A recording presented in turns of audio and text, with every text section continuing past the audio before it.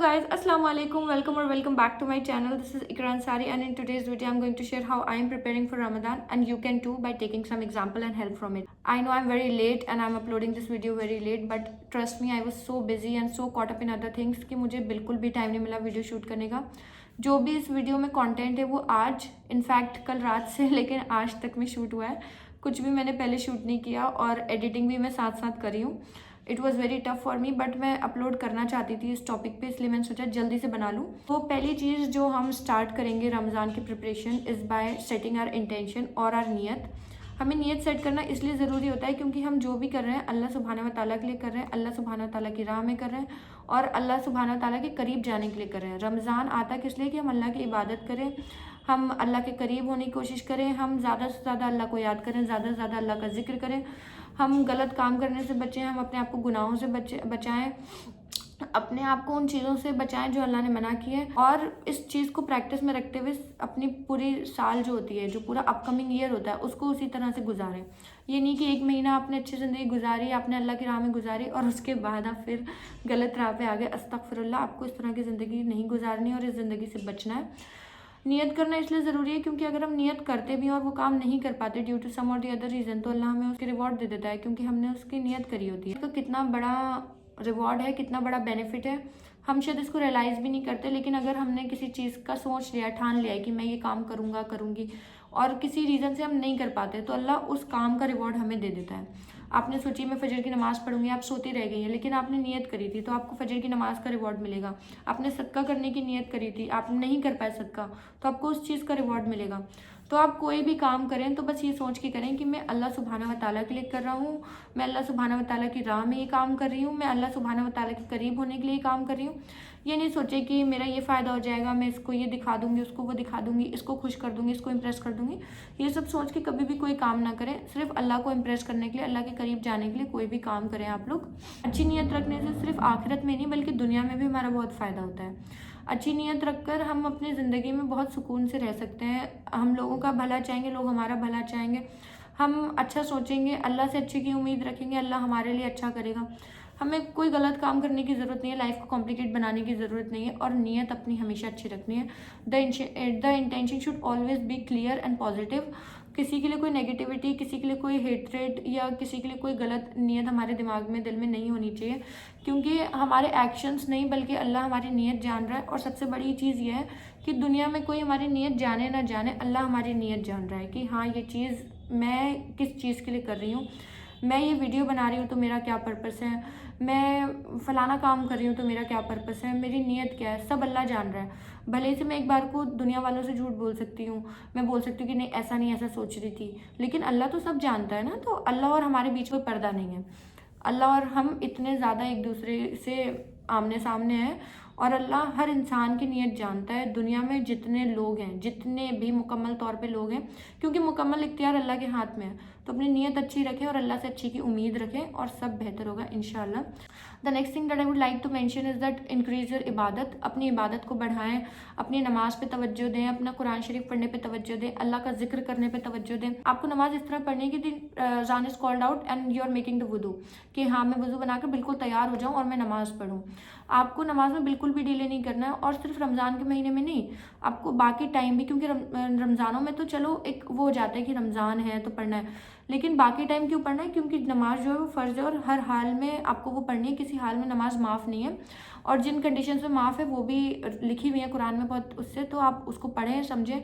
लेकिन आपको हर वक्त नमाज़ पढ़नी है, चाहे कज़ा नमाज़ पढ़ें, लेकिन आपको पढ़नी है और बिना किसी रीज़न के नमाज़ को मिस भी नहीं करना है कि आप घर में बैठे हुए हैं लेकिन आपका दिल नहीं था इसलिए आपने नमाज़ को मिस कर दिया। अल्लाह का जिक्र ज़्यादा से ज़्यादा रखें। ये इस तरह की तस्बीह आती है, आप इसको ऐसे करके फिंगर में यहाँ पे लगा सकते हैं, तो इसको अपने पास रख लें और लगा लें मतलब, और हर जगह जाएं इसको पहनकर।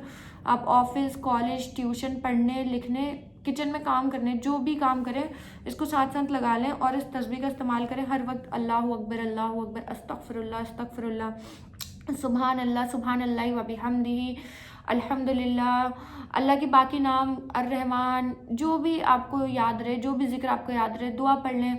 रब्बना आतिना फिद दुनिया हसनतुम व फिल आखिरति हसनतुम व क़िना अज़ाबन्नार। अल्लाह से अच्छे की उम्मीद रखें, अल्लाह से दुनिया और आखिरत दोनों में अच्छा ही मांगें। आप जो चाहें आप वो जिक्र करें, लेकिन जिक्र करते रहें। ये जिक्र करने से आपको बहुत फ़ायदा होगा। एक फ़ायदा ये भी होगा कि आप अननेसेसरी आर्ग्यूमेंट्स में, अननेसेसरी कॉन्वर्जेशंस में पढ़ने से बचेंगे।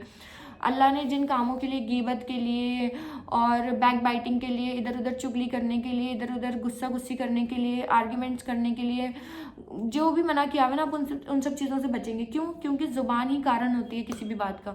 आप ज़्यादा बोल देते हो, आप किसी से कुछ बता देते हो, आप दो चार ज़्यादा एक्स्ट्रा बातें कर लेते हो तो आर्ग्यूमेंट हो जाती है, इधर से बात उधर हो जाती है। वो कैसे नहीं होगी? जब आपके हाथ में ये लगी हुई होगी। ये लगी हुई होगी तो आप तस्बीह पढ़ने में फोकस करेंगे कि 1 2 कितनी हो गई, अल्हम्दुलिल्लाह अल्हम्दुलिल्लाह अल्हम्दुलिल्लाह। तो आपको समझ ही नहीं आएगी कि सामने वाला क्या बोल रहा है। आप 1 2 बार उसकी कॉन्वर्जेशन में घुसोगे, उसके बाद आपका दिमाग बिल्कुल वो हो जाएगा कि मैं तो ये पढ़ रही हूँ, मैं इस पर फोकस करूँगी।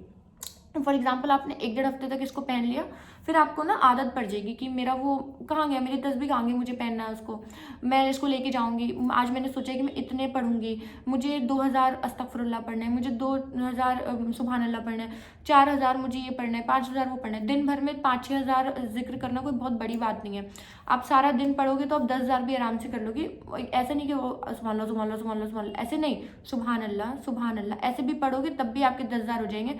आपकी नीयत होनी चाहिए बस वो पूरी करने की, कि मैंने ये गोल बना लिया और आज मुझे इसको ये जो सेट करा हुआ गोल है, मुझे इसको कंप्लीट करना है। तो आप कुरान शरीफ चाहे 1 पेज पढ़ें, लेकिन हर दिन 1 पढ़ें, ज़रूर पढ़ें।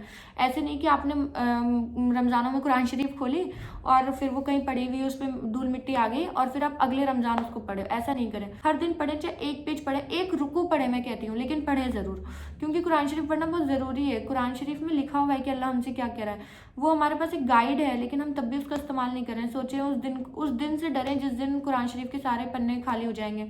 उस दिन को इमेजिन करके देखें कि उस दिन सारे पन्ने खाली हो जाएंगे, फिर आप क्या करेंगे? आपके मेरे पास कुछ भी नहीं रह जाएगा। जो वक्त है हमारे पास अभी और हम उसका इस्तेमाल जितना ज़्यादा कर लें उतना बेहतर है, क्योंकि हम इस दुनिया में आए अल्लाह की इबादत करने के लिए। दीन दुनिया को बैलेंस करना कोई बहुत मुश्किल बात नहीं है। आप गोल सेट कर लें कि मुझे इतने दिन में इस टाइम पर उस टाइम पर ये करना है वो करना है, और उस टाइम टेबल से स्टिक रहें। अपना टाइम अननेसेसरीली वेस्ट नहीं करें, सिर्फ रमज़ानों में नहीं, थ्रू आउट द ईयर अपना टाइम वेस्ट नहीं करें कि मैं इधर गॉसिप कर लूँ, उधर गॉसिप कर लूँ, इधर टाइम वेस्ट कर लूँ, इधर रील्स स्क्रॉल कर लूँ, इधर यूट्यूब पे कुछ देख लूँ, उधर कोई सीरियल देख लूँ। ये सब नहीं करें। ये लॉन्ग रन में भी आपको, अगर आप इस्लामिकली नहीं देखो तो साइंटिफिकली भी लॉन्ग रन में आपके किसी इस्तेमाल का नहीं है और बस आपको हार्म पहुँचाएगा। आपकी आइज़ ख़राब होंगी, रेडिएशन से बहुत तरह की परेशानी हो सकती है, डोपामिन इनटेक बहुत ज़्यादा बढ़ जाएगा। और मैं ये कहूँगी अ लिटिल कंट्रोवर्शियल, बट आप रैट रेस में नहीं घुसे कि मुझे इतने कुरान शरीफ कंप्लीट करने हैं, मुझे उतने कुरान शरीफ कंप्लीट करने हैं। लड़कियां हैं, औरतें हैं, उनका ये मसला होता है, वो सोचते हैं कि मैं इतनी जल्दी इतने कुरान शरीफ पूरे कर लूँ, कि फ़लाँ ने 4 करे मैं 5 पूरे करूँगी, उसने 10 कर ली मैं 11 पूरे करूँगी। इस चीज़ में ना पढ़ें। आपको कुरान शरीफ पढ़ना है तो आप मायने के साथ पढ़ें, तफसीर के साथ पढ़ें, आप उसकी सही प्रोनाउंसिएशन सीखें, तजवीद सीखें और उसको ट्रांसलेशन से पढ़ें कि अल्लाह बता क्या रहा है कुरान शरीफ में। आपको यही नहीं पता कि हम कुरान शरीफ पढ़ तो रहे हैं, लेकिन इसमें लिखा हुआ क्या है। अगर आप औरतों से पूछें, 90% औरतें ऐसी होंगी अस्तगफिरुल्लाह जिनको कुरान में लिखा हुआ क्या है ये नहीं पता होगा, जबकि उन्होंने 100 से ज़्यादा मरतबा कुरान कंप्लीट कर ली होगी। तो हमें कुरान को कंप्लीट इस तरह नहीं करना है कि हम उसको पढ़ते जाएं, हमें इस तरह पढ़ना है कि हमें समझ आए कि क्या पढ़ रहे हैं हम लोग। ऐसा कर सकते हैं कि एक वर्स उठा लें कुरान शरीफ का कि ये अच्छा लग रहा है, मैं यहाँ से शुरू करती हूँ, या सूरह अल बकरा से स्टार्ट कर लें, सूरह अल फातिहा से स्टार्ट कर लें कि मैं एक दिन एक वर्स पढ़ के इसको लर्न करूँगी। आप हिफ्स कर सकते हैं उसको, आप उसका मायना पढ़ सकते हैं और उससे कुछ निकाल सकते हैं कि हाँ मुझे अल्लाह सुब्हानहू व तआला ये बता रहा है इस पर्टिकुलर पार्ट में। आप कुरान जर्नलिंग करें, आप बहुत कुछ कर सकते हैं apart from time wasting in the month of Ramzan. और जब रमज़ान में ये करने की प्रैक्टिस होगी ना, तो आपको लगेगा कि मैं बार बार करूँ। और जो ये गुड डीड्स होते हैं, जो गुड हैबिट्स होते हैं ना, इसको सिर्फ रमज़ान में वर्क पे मत लाइए, इसको 11 मंथ्स जो बाकी रह गए उसमें भी करा करिए। अल्लाह हम सबके लिए आसानी करे, अल्लाह हम सबको हिदायत दे। अपने लिए हिदायत की दुआ मांगा करिए कि या अल्लाह मुझे हिदायत दे, या अल्लाह मुझसे जो गलती गुनाह हुआ है मुझे माफ़ करके मुझे हिदायत दे, मैं सही रास्ते पे आना चाहती हूँ, मुझे हिदायत दे। अल्लाह से आप हिदायत मांग कर तो देखो, अल्लाह ने नहीं दी तो बात है, लेकिन हम अल्लाह से हिदायत मांगते नहीं, हम अल्लाह से कुछ मांगते नहीं। हम सोचते हैं कि हमने सोच लिया कि मैं बहुत परेशान हूँ और अल्लाह हमारी मुश्किलें हल कर दे, तो ऐसा नहीं होता है। आपको अल्लाह से मांगना पड़ेगा। बहुत सारे लोग हैं ऐसे जो बहुत खुश हैं, बहुत तरक्की कर रहे हैं, लेकिन वो नमाज नहीं पढ़ते हैं, तो उनकी तरक्की का क्या फ़ायदा? ऐसी तरक्की का कोई फ़ायदा नहीं है जिसमें अल्लाह का जिक्र ना हो, ऐसी ज़िंदगी का कोई फ़ायदा नहीं है जिसमें अल्लाह का जिक्र ना हो, क्योंकि हम अपने अमाल और अपना ईमान इस दुनिया से लेके जाने वाले हैं और कुछ भी नहीं। ये जो पैसा रुपया दौलत है, बच्चे हैं या जो कुछ भी है ना, हम इसमें से कुछ भी लेके नहीं जाने वाले अपने साथ। हम सिर्फ अल्लाह को जो हमने याद किया है, जो हमने जिक्र किया है, जो हमने अच्छे अमाल किए हैं, किसी की मदद करी है, जो हमने अपने एक लाइफ का जो हिस्सा हमने अल्लाह के लिए, अल्लाह को याद करने के लिए निकाला है ना, हम वो लेके जाएंगे। अपने आप को टॉक्सिसिटी से दूर रखें, टॉक्सिक जो लोग हैं उनसे दूर रखें, और जितना हो सके उतनी कम बात करें। इंसान जितना ज़्यादा बोलता है, शैतान उतना ज़्यादा भड़काता है, और हमारे ज़िंदगी में उतनी ज़्यादा परेशानियाँ आती हैं। और अल्लाह जब आपको आजमाइश में डाले ना, तो आप आजमाइशों से डरे नहीं। क्यों? क्योंकि अल्लाह ने हमें आजमाइश में डालकर हमें टेस्ट किया, और अल्लाह टेस्ट उनको ही करता है जिनसे वो मोहब्बत करता है, जिनसे वो प्यार करता है, जिनको वो चाहता है कि वो इंसान उसके करीब हो जाए, तो अल्लाह उनको ही टेस्ट करता है। तो कभी भी आजमाइश से घबराए नहीं, बल्कि अल्लाह से ये दुआ करें कि अल्लाह इस आजमाइश को पार करने की मुझे हिम्मत दे, और मेरे अंदर इतना हौसला दे कि मैं इस आजमाइश के सामने टिकी हुई खड़ी रहूँ। दफ़ा ऐसा होता है, इनफैक्ट मेरी कॉन्वर्सेशन भी बहुत ज़्यादा दोस्तों से इस बारे में होती है कि यार मेरे साथ ऐसा हो रहा है, वैसा हो रहा है, कि अल्लाह मुझसे नाखुश है। तो नहीं, अल्लाह आपसे नाखुश नहीं है, अल्लाह मुझसे नाखुश नहीं है, क्योंकि हम ईमान पर हैं, हम दीन पर हैं, हम नमाज़ पढ़ें, हम अल्लाह को हर वक्त याद करें। हम अल्लाह हमसे नाखुश कब होता है? जब हम नमाज नहीं पढ़े होते और चैन सुकून से ज़िंदगी गुजार रहे होते। हम नमाज पढ़ के दीन पर रहकर नाखुश हैं और परेशान हैं, कोई तकलीफ है ज़िंदगी में, तो मतलब ये है कि अल्लाह ने आजमाइश हमारी ज़िंदगी में डाली हुई है और हमें टेस्ट कर रहा है। ये सोचकर आजमाइश का सामना कर लें कि अल्लाह ने अगर यहाँ पे एक आजमाइश, एक परेशानी बढ़ाई है, तो आखिरत में एक परेशानी कम होगी। और इस तरह जब ज़िंदगी को देखेंगे, दुनिया को देखेंगे, तो बहुत अलग लगेगा, बहुत अच्छा फील होगा। हर चीज़ में से ना कुछ पॉजिटिविटी निकालने की कोशिश करें, नेगेटिविटी से दूर रहे और उसको अपने लाइफ पे बहुत ज़्यादा इम्पैक्ट नहीं देने दें। अब देखें, ये तो हो गई कुछ दीन की बातें जिनसे आपकी ज़िंदगी आसान होगी, और आपको रमज़ान में ही नहीं सिर्फ बल्कि बाकी मंथ्स में भी हेल्प मिलेगी।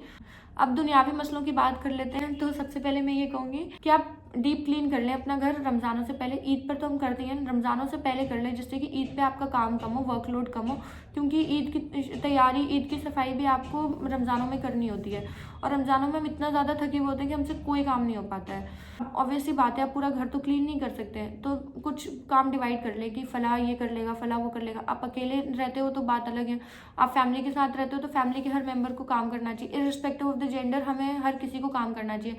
खाना पकाना, साफ़ सफाई करना, ये लाइफ सर्वाइविंग स्किल्स हैं, और मर्द औरत हर किसी को आनी चाहिए। कुरान में, हदीस में, किसी भी किताब में ये मेंशन नहीं है कि सिर्फ औरतों को काम करना है, मर्द और औरत दोनों काम कर सकते हैं, और कोई बुराई नहीं है। इतिहास गवाह है कि प्रॉफिट्स ने, सहाबा इकराम ने, और जितने भी लोग कंपेनियंस थे हमारे रसूल के, जो भी लोग थे जो उनसे सीख लेते थे, उन लोगों ने अपने घर की ख़वातीनों की मदद करी है। ख़वातीन उन लोगों ने अपनी ख़वातीनों की घर में मदद करी है। मसलन ये कि आपको अपने काम बांटने हैं, कुछ काम कोई कर ले, कुछ काम कोई कर ले। कमरे की सफाई करें, घर की सफाई करें, फ्रिज को क्लीन कर लें, माइक्रोवेव ओवन साफ़ कर लें, अपने घर में जो स्पाइडर वेब्स लग गए उसको हटा लें।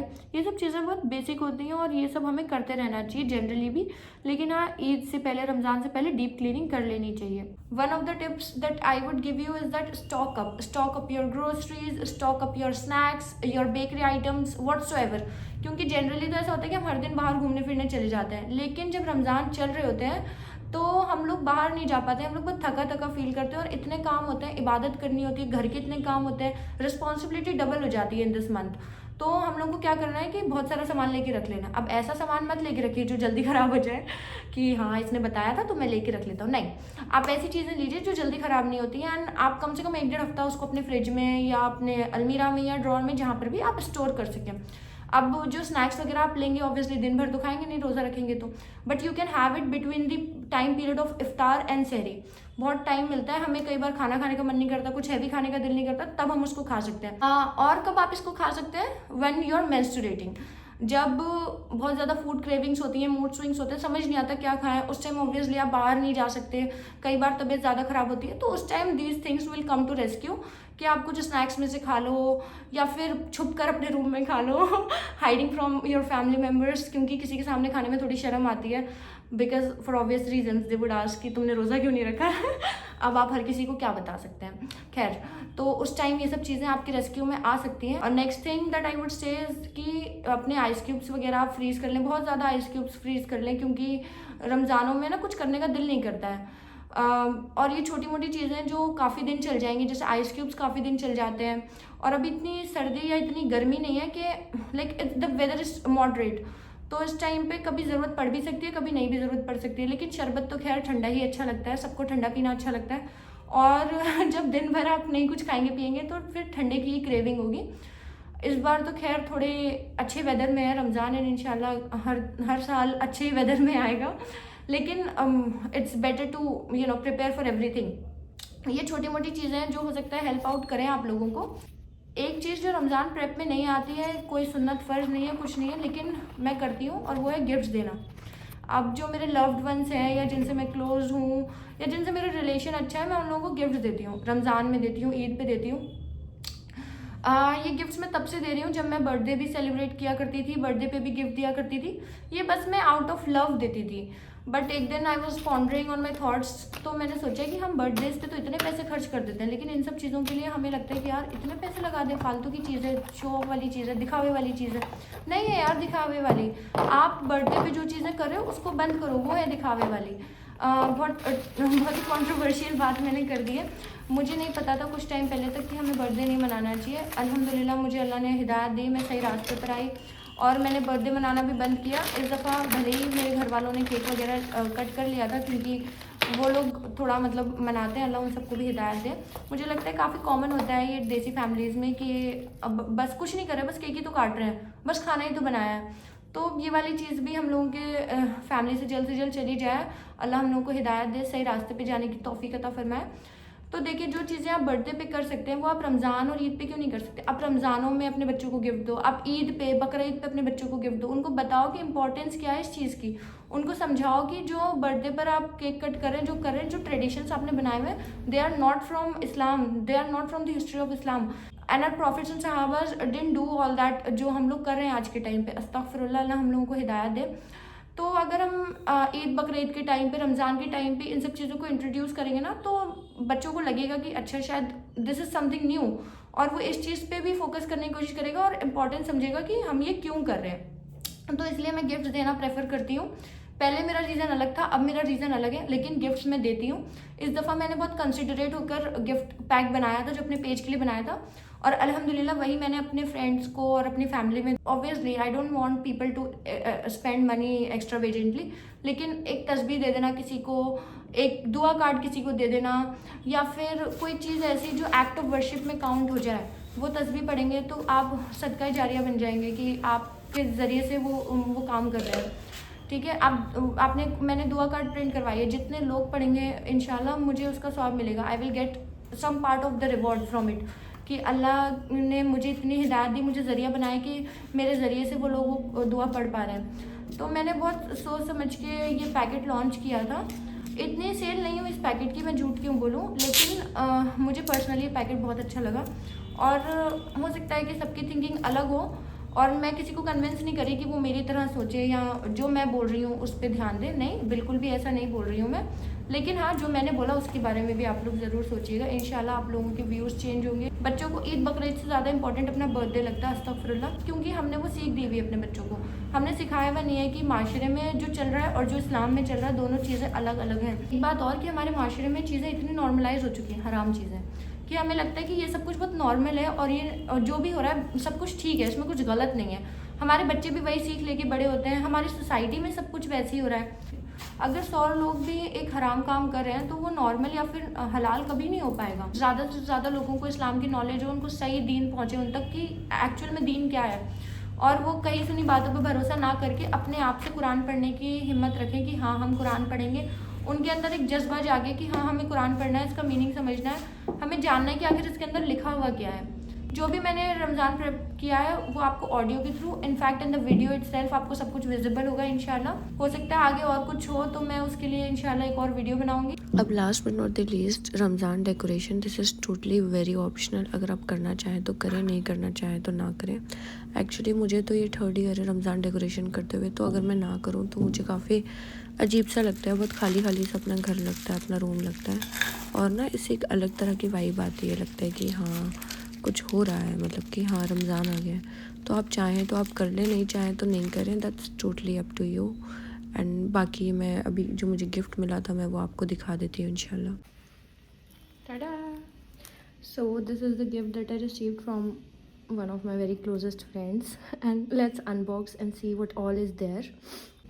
If we look at the detailing, I just noticed that She has written friends till Jannah, inshallah. This is so cute. I'm going to keep this ribbon as well.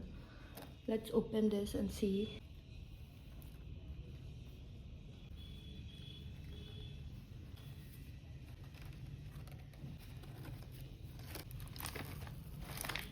MashaAllah. First of all, we have this Ramadan planner.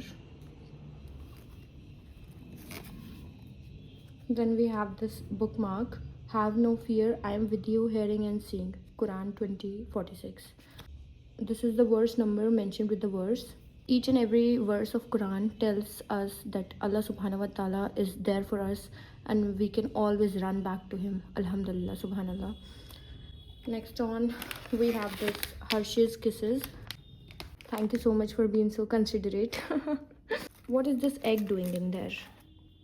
Oh, we have a message. I hate you, but I love you. Let's take out the message.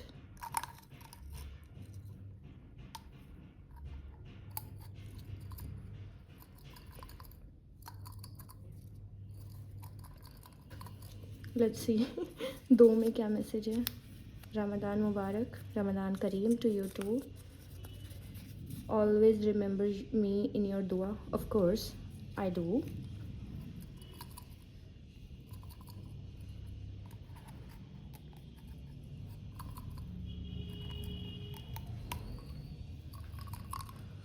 Then we have I hate you, but still I love you. I love you so much more. Let's keep this egg here. We have some chocolates.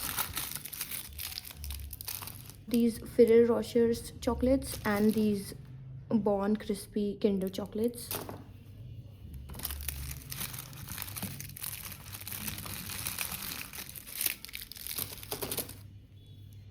Now, one more. Oh, this flowers come out from this box. Let me take it out. What's inside?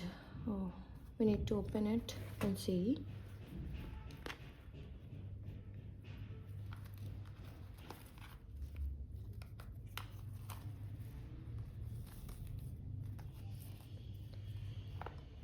This is such a pretty box. We have khajur in here. Alhamdulillah, please guys say mashallah. May we all find friends who are on the path of deen, who are on the correct aqidah, on the correct manhaj, and may we get closer to them, and may we all have God-fearing friends. And alhamdulillah, I have a lot of friends. She's one of them who is on a good path, and she reminds me every time whenever I do something wrong or I commit a mistake. So she tells me कि ऐसे नहीं तो मैं ऐसे करना चाहिए. So find such friends जो आपको क्रिटिसाइज़ नहीं करे बट आपको बताएं कि आपने क्या गलती करी है, आपको एम्बेरस्ड या फिर स्टूपिड फील कराए बगैर आपकी गलती आपको बता दें. अल्हम्दुलिल्लाह अल्हम्दुलिल्लाह. Let's see the Ramzan planner.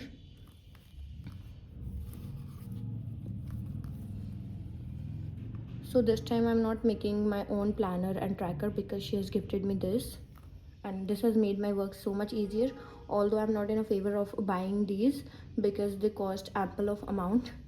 But alhamdulillah, she has given it to me. Jazakallahu khairan. This is a planner for all ages. Let's see. Call upon me, I will respond to you. The Holy Quran. We have the daily duas in here. My bad habits. Okay, so this is a bad habit breaker tracker that you need to come break all the bad habits in the month of Ramadan, inshallah. Then we have day wise tracker. Day 1, day 2, day 3, 4, 5, 6, 7, 8. After 10 we have this page. Then 11, 12, 13, 14, 19. After 20 again we have this page. 28, 29, 30, and then we again have this page, some blank pages where we can write our own duas. Alhamdulillah, subhanallah, this is such a good planner, and Again, if you guys don't want to invest money in buying planners, I'll link the video in the description. You can also find an I button over here. Click on it and you will be directed to the old video of mine where I'm planning and making the tracker and the planner myself. So you guys can do it at home as well. It's very easy, although it takes a little bit of time to make everything, but yeah, it's less expensive and it is according to you. Like whatever you want to add in, you can add in easily. So but this is also good planner. I don't know how much it costed her, but I know that they are expensive according to what we can make at home. So that's the reason I don't buy planners. Allahumma barik. These are the things that I've received, and now we will move forward to making the gifts which I want to give out, inshallah. I hope आप लोगों को ये video अच्छी लगी हो, और लगी हो तो do like, share and comment. उसके अलावा मेरे चैनल को सब्सक्राइब भी करिएगा and turn on the bell icons so that you get the latest updates as soon as I post the video. Also stay tuned for more such videos and take care. Ramadan Kareem. Assalamu alaikum. Allah Hafiz.